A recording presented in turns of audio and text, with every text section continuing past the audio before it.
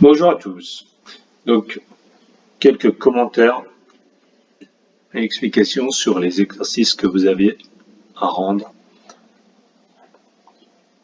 pendant cette période. Donc, premièrement, sur le premier exercice, vous aviez donné l'expression de la puissance active consommée par la résistance.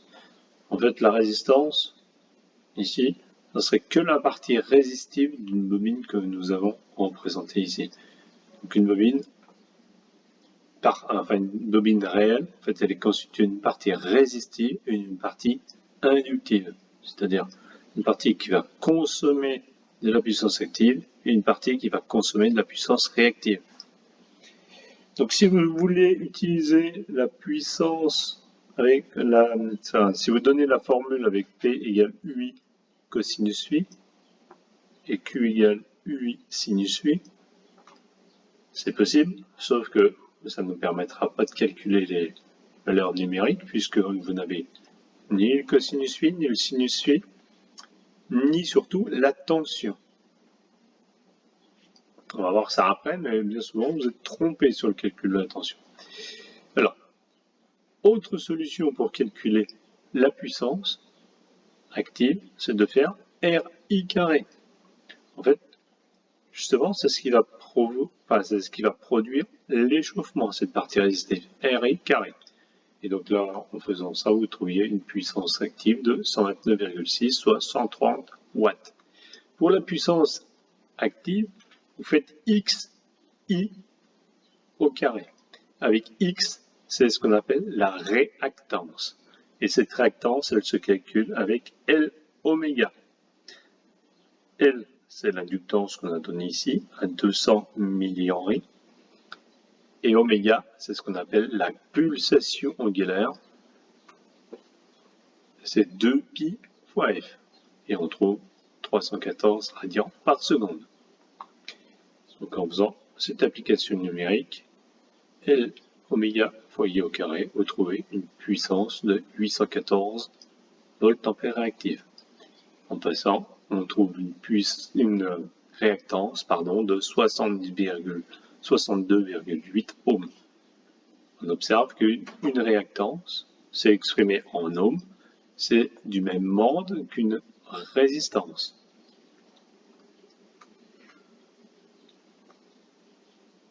La puissance apparente, en faisant la somme quadratique, c'est-à-dire la racine carrée de la somme de P carré plus Q carré, vous trouvez une puissance apparente de 825 volts ampères. À ce moment-là, vous pouvez déduire le cosinus phi en faisant P sur S, et vous trouvez un cosinus phi de 0,158 et un angle de 79,5 degrés. En fait, si vous observez, si vous tracez un triangle des puissances, on se rend compte qu'on aurait très peu de puissance active et une très forte puissance réactive. En fait, il s'agit d'une bobine qui crée du champ magnétique et qui a un échauffement relativement faible. C'est par exemple une bobine qu'on pourrait avoir dans un relais que vous avez déjà utilisé par ailleurs. Et c'est ce que vous aviez modélisé et commencé à simuler avec le TP PSIM qu'on avait commencé avant le confinement.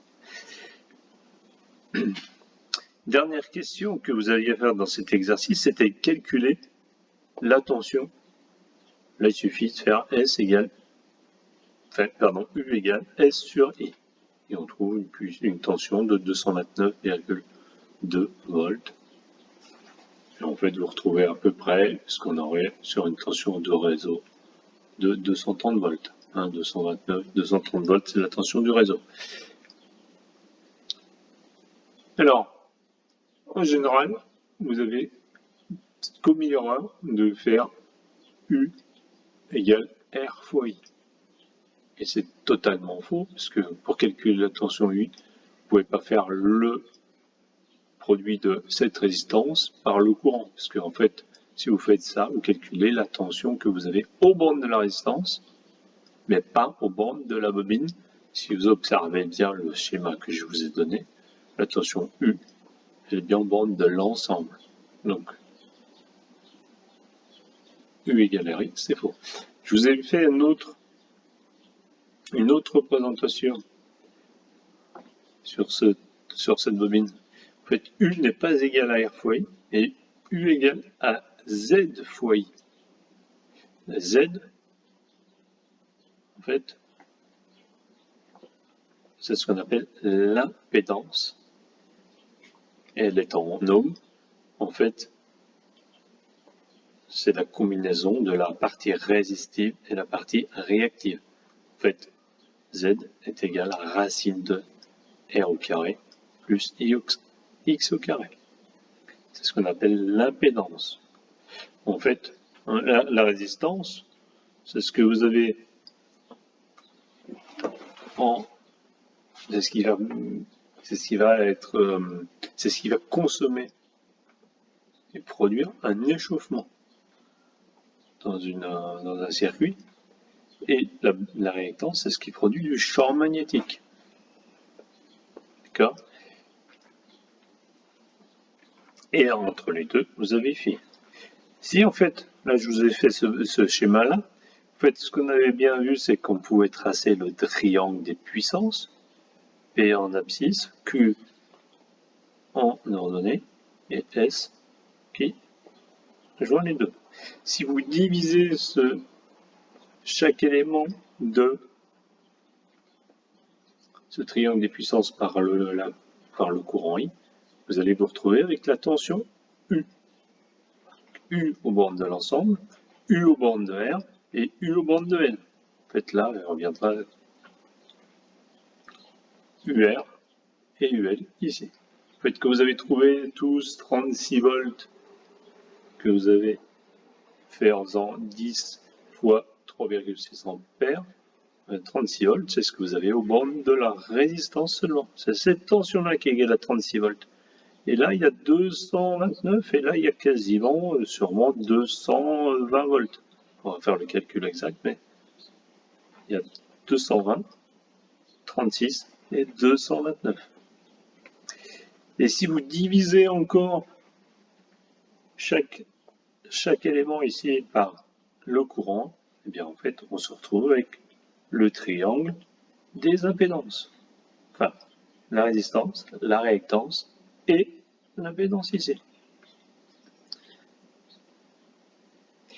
Voilà. Donc, petit commentaire ici. Dans notre cas, donc on a, ce que je vous ai dit précédemment, vous avez un très faible P par rapport à Q. On a une bobine, par exemple, de relais. Donc on a un faible P, pardon, un fort Q, un fort, et le S très proche de Q. C'est ce que vous avez trouvé en résultat numérique précédemment. Si je fais pareil le calcul des impédances et des réactances, pareil, là vous trouvez une réactance de 62,8 ohms, et là vous trouvez une impédance de 63,6. D'accord? Donc il y a une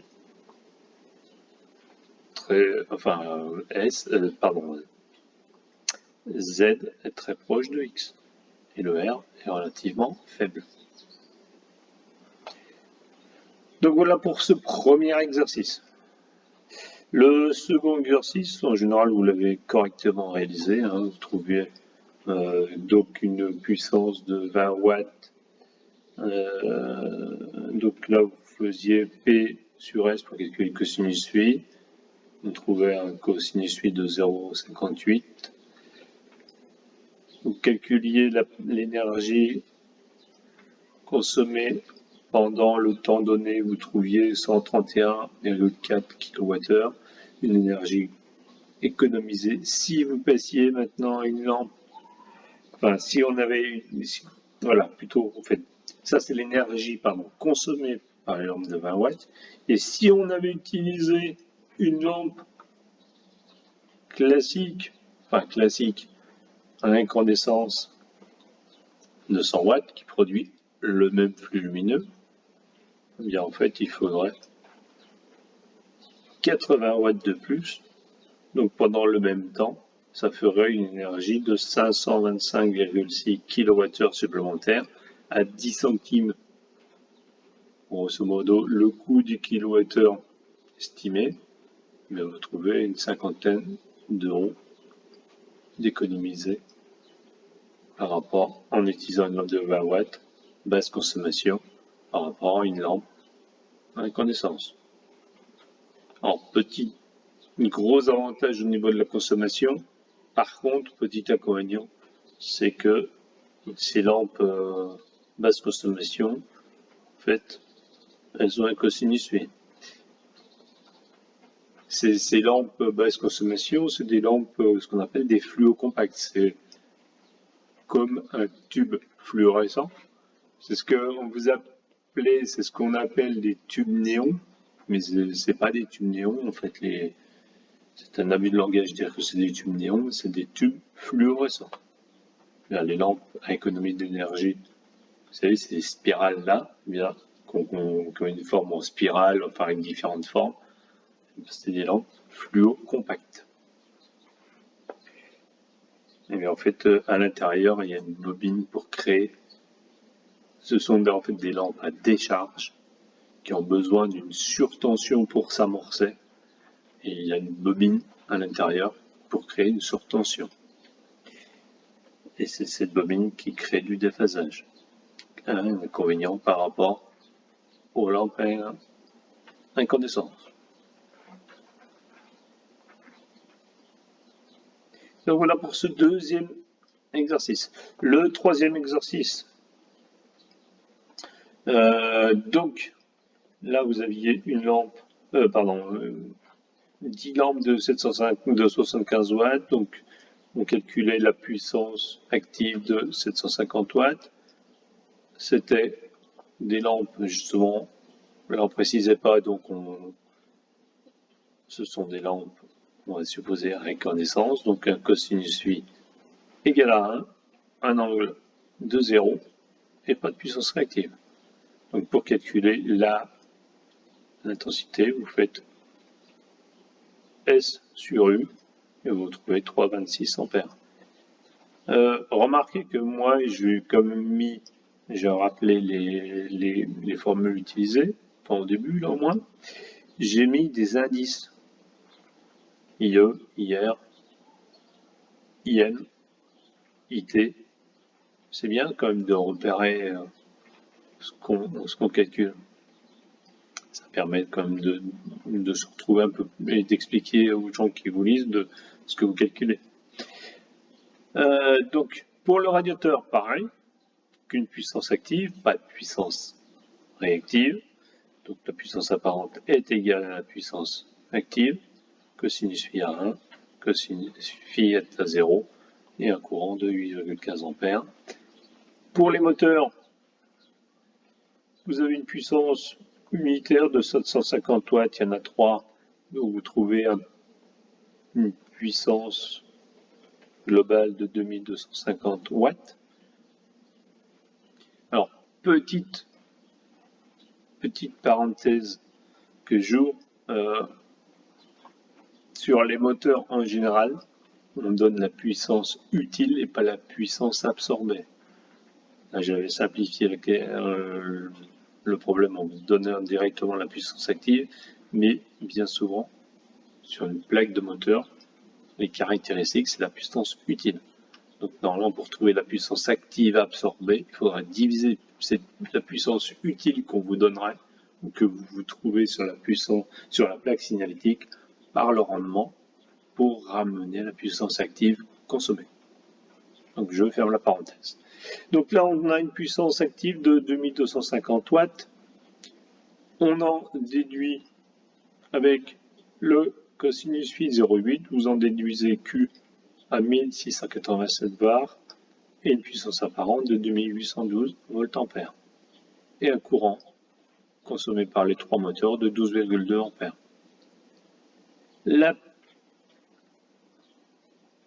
Après, je fais ce qu'on appelle le bilan de l'installation. Donc, je fais la somme de toutes les puissances actives, je fais la somme de toutes les puissances réactives, Et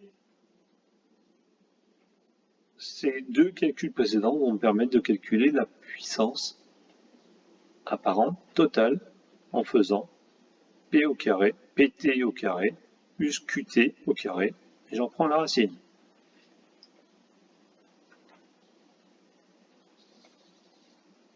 Et donc à ce moment-là, on trouve une puissance apparente de 5159 voltampères. Et je peux en déduire le courant total en faisant S sur U. Et là, je vous mets un gros panneau. Attention, la puissance apparente totale n'est pas la somme de toutes les puissances apparentes, comme le courant total absorbé n'est pas la somme de tous ces courants-là, puisqu'en fait, les courants ne sont pas en phase, ils ne sont pas le même déphasage, donc vous n'avez pas le droit d'ajouter le courant direct, enfin, vous n'avez pas le droit d'ajouter les valeurs, vous n'avez pas le droit d'ajouter les valeurs de chaque courant. En fait, il faudra faire une somme vectorielle. C'est comme en mécanique que vous avez, quand il y a des forces qui se combinent, si les forces ne sont pas alignées, vous n'avez pas d'additionner les modules. Il faut tenir compte de leur orientation. Et bien là, c'est exactement la même chose. Vous n'avez pas le même cosinus phi, donc vous avez interdiction d'additionner les courants ici. Donc c'est pour ça qu'on passe par ce qu'on appelle le boucheron. On fait la somme des P, la somme des Q, et après je ferai la somme quadratique. En fait, si je représente ici par un graphique ce que je fais la somme des P, PE, PR, PM, Q, et après je prends la somme des... Je fais la racine de PT au carré plus QT au carré. D'accord? Vous n'avez pas le droit d'additionner ST, SE plus SR plus SM. Alors après les trois questions qu'on vous posait, là vous trouvez un cosinus phi de 0,946. Donc on vous posait la question, quel condensateur faudra-t-il pour relever le cosinus phi à 0,93? En fait, il n'y a pas besoin de relever à 0,93 parce qu'il était déjà à 0,946. Enfin, 0,946, oui. Donc, inutile de remettre des condensateurs en parallèle. Je vous ai donné un document, enfin un lien vidéo qui vous explique un petit peu le rôle de condensateur. Donc c'est pour ça que je vous avais indiqué, pour que ces questions prennent du sens, bien en fait, de mettre 10 moteurs à la place des 3 et de reprendre le calcul avec 10 moteurs. Donc avec 10 moteurs. Alors attention, sur le corrigé que je vous ai donné, il y avait une erreur. La puissance apparente, c'est pas 7498, mais c'est bien 7500 divisé par 0,8 le cosinus phi, vous trouvez 9375 watts par volt ampère pour la puissance apparente des 3 moteurs, des 10 moteurs, et le courant déduit 9375 divisé par 230, vous trouvez un courant de 40,8 ampères. Alors, ça n'a pas eu d'incidence et j'ai pas retrouvé, ça donnait pas des erreurs sur la suite, parce que justement, ces résultats, enfin ces deux résultats intermédiaires, SM et IM, en fait, je m'en sers pas dans le bilan ici, puisque je passe par boucheron en faisant PT la somme des P, la somme des Q, j'en déduis ST. Donc en fait, je calcule pas, je n'utilise pas ces valeurs intermédiaires de PM, de SM et de IM. Donc la suite est bien exacte. Donc PT, je trouve 750 plus 1861 plus 7005, je trouve une puissance complète de 10 125 watts. Pour Qt, 5625 et une puissance apparente complète de 11 583 volts ampères et un courant global de 50,36 ampères. Et là, je retrouve un cosinus phi de 0,874. Donc là, on a bien un cosinus phi inférieur à 0,93. Donc là, par contre, eh bien, ça va être intéressant de pouvoir dire il faut relever le cosinus phi qui est à 0,874. En fait, le condensateur, là je vous ai fait un petit graphique qui explique. Vous avez une puissance totale ici, une initiale de 10 000 watts. Vous avez une puissance totale de 5600 et vous vous retrouvez avec une puissance apparente complète de 11 000 et quelques. Donc vous avez un cosinus phi qui est inférieur à la norme qu'on vous demande de respecter. On ne doit pas être descendre en dessous de 0,93. Donc l'idée c'est qu'on va placer des condensateurs qui vont en fait eux fournir du réactif. En fait, la bobine, tout ce qui est bobine consomme du réactif, c'est-à-dire on a besoin pour produire des champs magnétiques, et les condensateurs, eux, vont produire du champ magnétique, pas produire du champ magnétique, mais vont produire du réactif. Donc on a du réactif dans l'autre sens. Et donc l'idée c'est d'estimer cette puissance de condensateur qu'il faut placer pour ramener mon cosinus phi à 0,93, en sachant que j'ai la même puissance active ici, puisque un condensateur ne consomme pas de puissance active. Donc en fait, il suffit de faire la somme, la puissance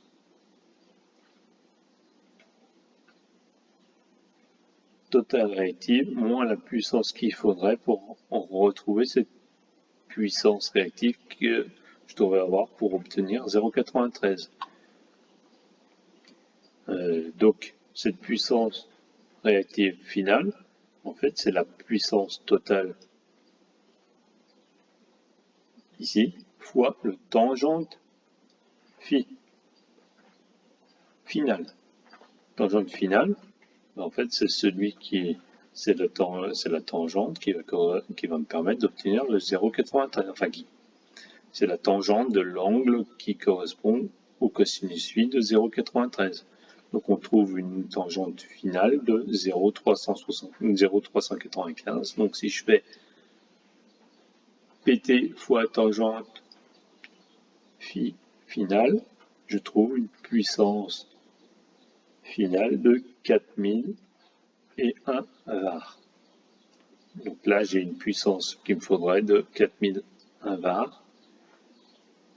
Donc j'avais les 5600 que j'avais au départ. Ben, si je fais 5600 moins 4001 var, je trouve 1624 var ici. C'est la puissance de mon condensateur. Après, nous avons la formule de la puissance réactive d'un condensateur, c'est C oméga fois U au carré. Et donc, pareil que précédemment, 2πf, oméga égale 2πf, j'en déduis que C égale QC sur oméga fois U au carré. Et je trouve une capacité de condensateur de 97,7 microfarad. Une autre méthode directe avec la formule que vous aviez vue dans le document, la vidéo que je vous avais fait passer, vous pouviez directement faire P facteur de tangente phi moins tangente finale obtenue. Donc on trouvait directement mes 1624 volts ampères réactifs. Bon, en fait, c'est juste le calcul que j'ai fait ici. Hein, c'est ça moins ça. Hein, c'est juste une formule directe. Et donc là, on en déduit, on retrouve évidemment sur la même valeur de 97,7 microfarad. Alors, à quoi sert ce C? En fait, à quoi servent les condensateurs? Pourquoi baisser le cosinus phi? Pourquoi? Parce qu'en fait, pourquoi relever le cosinus phi, pas le baisser? En fait, quand le cosinus phi baisse trop, eh bien en fait, pour la même puissance, l'idée, ça va être qu'on va baisser l'intensité. Si vous regardez, si vous refaites de nouveau le calcul du courant total consommé par mon installation, maintenant, eh bien en fait,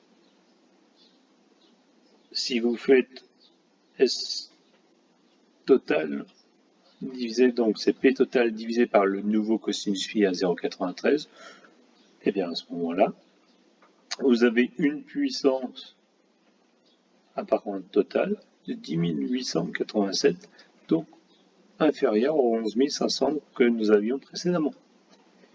Pareil pour le courant.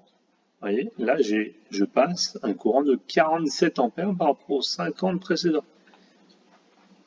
Ça veut dire qu'on a on a pu économiser 3 ampères en ligne. Et 3 ampères en ligne, ça veut dire que ça va moins chauffer dans les lignes. En fait, c'est EDF qui vérifie que vous baissez pas que vous consommez pas trop de réactifs chez vous.